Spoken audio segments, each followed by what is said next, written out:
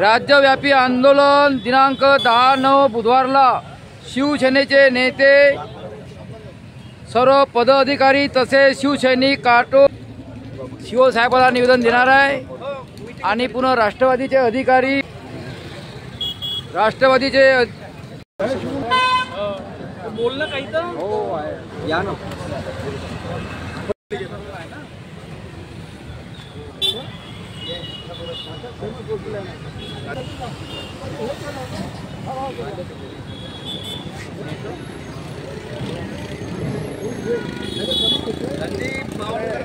आगे बढ़ो, अनिल बाबू आगे बढ़ो, अनिल बाबू आगे बढ़ो, हम तुम्हारे साथ।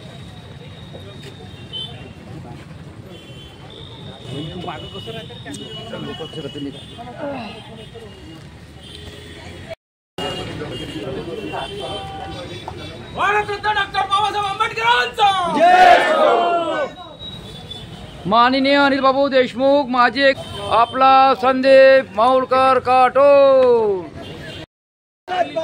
तहसील काटोल, जिल्हा नागपूर, नगर परिषद इथे आता शिवसेनेचे नेते तसेच अनिल बाबू माजी गृहमंत्री शिवसाहेबाला आता निवेदन देत आहे। पुन्हा राष्ट्रवादीचे कार्यकर्ते शिवसाहेब नगर परिषद काटोल इथे आता जात आहे। अगदी 2 मिनिटांमध्ये महाविकास आघाडी काटोल इथे पूर्ण शिवसेनेचे अधिकारी तसेच राष्ट्रवादीचे अधिकारी पदाधिकारी आहे।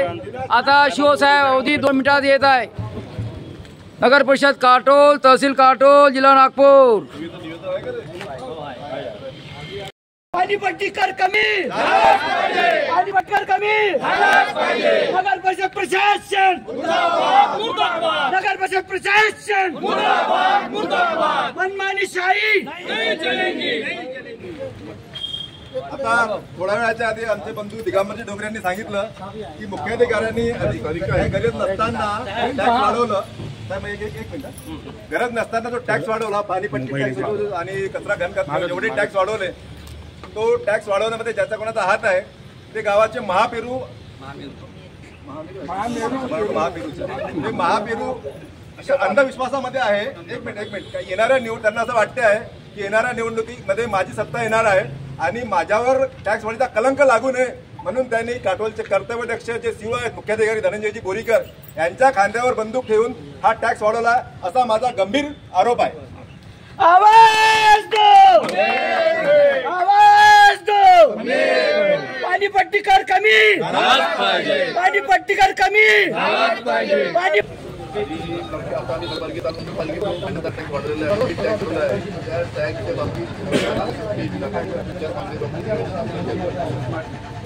आणि स्मार्ट मीटर जनसामान्यांचा फार विरोध आहे की स्मार्ट मीटर लावले पाहिजे, त्याच्यावर सुद्धा त्यांनी त्याच्या विरोधाची मागणी आहे।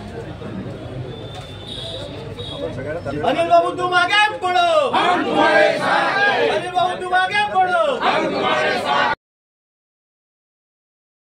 माननीय मुख्याधिकारी साहेबांनी 1310 क्रमांकाचा जो ठराव आहे त्या ठरावानुसार या काटोल शहरामध्ये पाणीपट्टीच नाही तर अनेक विषयामध्ये वाढ केलेली आहे।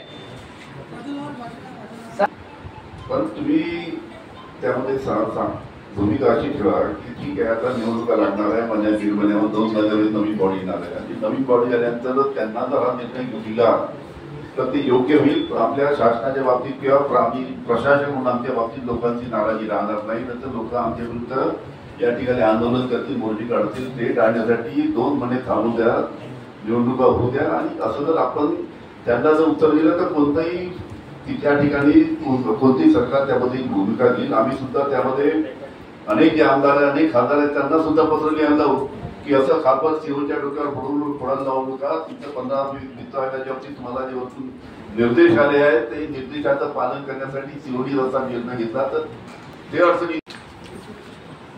माननीय मुख्याधिकारी साहेबांना माझी आणि या काटोलकरी जनतेच्या वतीने हात जोडून नम्रपणे विनंती आहे। काटोल नगर परिषदने या काटोलच्या जनतेला गेल्या 50 वर्षापर्यंत पाणी पुरवठा पुढेल अशा प्रकारचे स्त्रोत या काटोल नगर परिषद